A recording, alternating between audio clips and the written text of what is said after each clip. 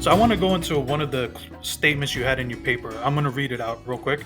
It says one of the goals of this is understanding the entire dimensions of Hinduphobia from the entire ideological spectrum and from its history to present day is critical in understanding the current landscape of Hinduphobia on the cyber social domain.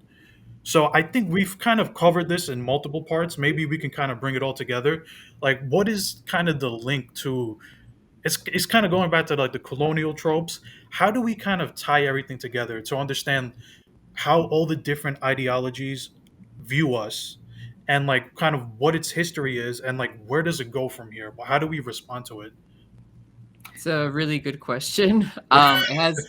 I don't know that you can necessarily fix it into one point, Right. but we've talked a lot about James Mill in terms of Mhm. his colonial propaganda because he was one of the most important propagandists, and James Mill was a progressive. Right. So you might be familiar with his son, John Stuart Mill, the founder Okay. of utilitarianism, whose theories on ethics are very popular still in progressive circles. In some ways, they're the foundation of progressive ethics, right? So Mhm. he was someone who was an outsider within a very hierarchical, aristocratic British society.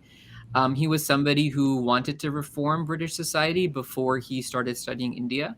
And if you kind of think about the way in which he writes about India, he is projecting the inequities of British society onto India. He is taking the opportunity to study a culture which lacks kind of power in this Right. relationship. So, like classic Orientalism from Edward Said is the relationship between the people who are the colonizers and the colonized is this difference Right. between power. So, because Mill can't enact the reforms that he wants to in Britain, he kind of vicariously takes the opportunity to enact them in India by thinking about Indian society as very much structured similarly to British society, ironically. So you see, I think a similar strain of that still continuing within the fringe left, where they will project kind of their own the shortcomings of their own society onto Indian society Right. without having properly studied it. Famously, James Mill never set foot in India. And as you might know, there's a very famous Mhm. book on caste, which also equates race in the US with the caste system in India. Right. And the author of that book also never really studied India in any deep way or lived there for a significant portion of time. So Mhm. you do see a similar trend there in terms of the extreme left. On the other hand, I would say that on the right, you see similar attitudes during the colonial period as you do today.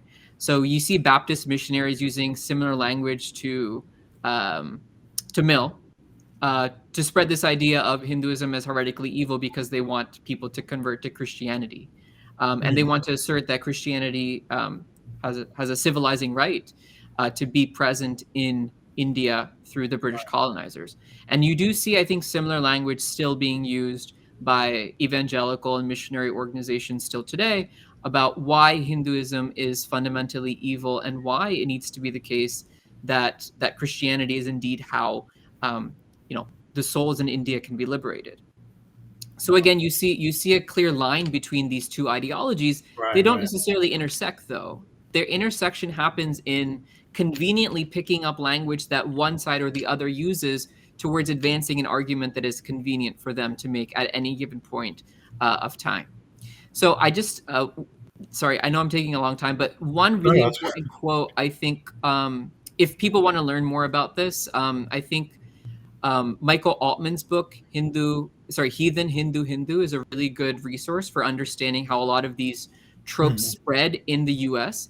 And what's interesting is that these tropes were actually not used to attack Hindus. So Hinduphobia was not used to attack Hindus, it was actually used to attack Catholic immigrants coming into the US. Oh wow, that's interesting. And yeah, it is interesting. So, Yeah. just to really, in a short nutshell, the reasoning for this was portraying Hindus as ritualistic, Mhm. as people who are barbaric, shows that Catholicism, which is also ritualistic in comparison to Protestantism, will lead to the Um, same barbarism, same man. state of uncivilized nature that the Hindus were in coming into the US if the Catholics are allowed into the US or if they're given power.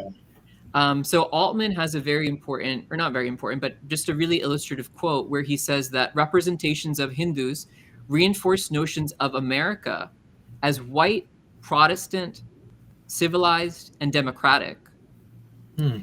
by imagining India as dark, heathen, uncivilized, and hierarchical.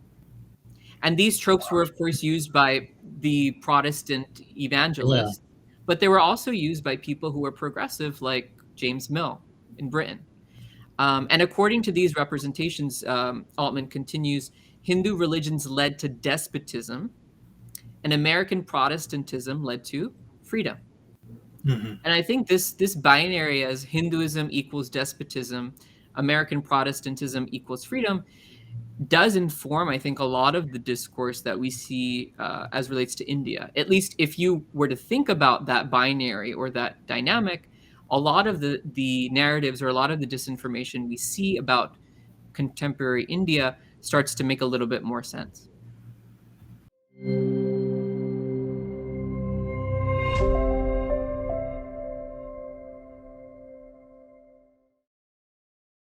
Please remember to subscribe to us and switch on the notifications for this channel. For our other social media links, more content, and to support our work, please visit citti.net. Dhanyavad. Namaskar.